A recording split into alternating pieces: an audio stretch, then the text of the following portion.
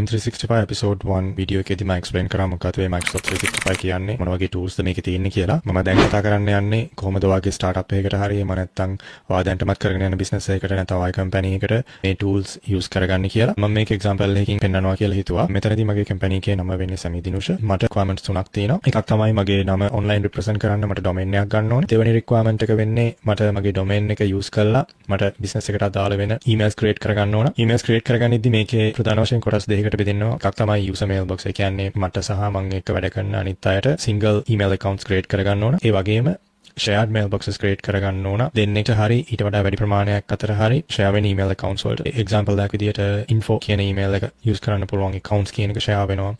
මේ වගේ email shared mailbox එකක් විදියට ගොඩක් කලාවට companies වල use වෙනවා. මේ වලට ඔයාලට license එකක් purchase කරන්න ඕනේ නැහැ. මේක ඔයාලට free හදා ගන්න පුළුවන්. මම ඒක කරන විදිය කියලා දෙන්න. තුන්වෙනි requirement එක තමයි මගේ business එකට අදාළ වෙන සියලුම data store කරගන්න මට cloud platform එකක් තියෙන්න ඕනේ. මම මේකෙදි SharePoint කියන tool එක use කරනවා. ඔයාලට මතක ඇති episode 1 එකේදී අපි කතා කරා මොන වගේ දේවල් දෙකින් කරන්න පුළුවන් කියලා. මේ වීඩියෝ එකේදී මම focus කරන්නේ කොහොමද domain එකක් purchase කරගෙන setup කරගන්න කියලා. ඊළඟ videos වලදී මම පෙන්නන්නම් කොහොමද මේ email setup කරගන්නේ, කොහොමද SharePoint site එක setup කරගන්නේ සහ ඊට පස්සේ permissions grant කරන්නේ එක users ලට කියන එක. මෙතනදී මම domain එක purchase කරගන්න domain provider කෙනෙක් විදියට choose කරගෙන තියෙන්නේ GoDaddy. මොකද ගොඩක් අය මේක අහලා තියෙනවා. මෙතනදී මුලින්ම ඔයා GoDaddy website එකට ගිහිල්ලා ඊට පස්සේ ඔයාට ඕන කරන domain name එක මොකද ඔයාගේ business name එක type කරන්න. type කළා ඔයාට අදාළ extension එක දීලා search කරාට පස්සේ ඔයාට පෙන්නනවා ඒකේ price එක. ඊට පස්සේ ඔයාට තියෙන මේ steps එක follow කරන් ගොඩක් domain name providers ලා offer කරනවා මේක මේ domain ownership protection කියන එක 2FA වගේ verification security methods එන්නේ නැහැ.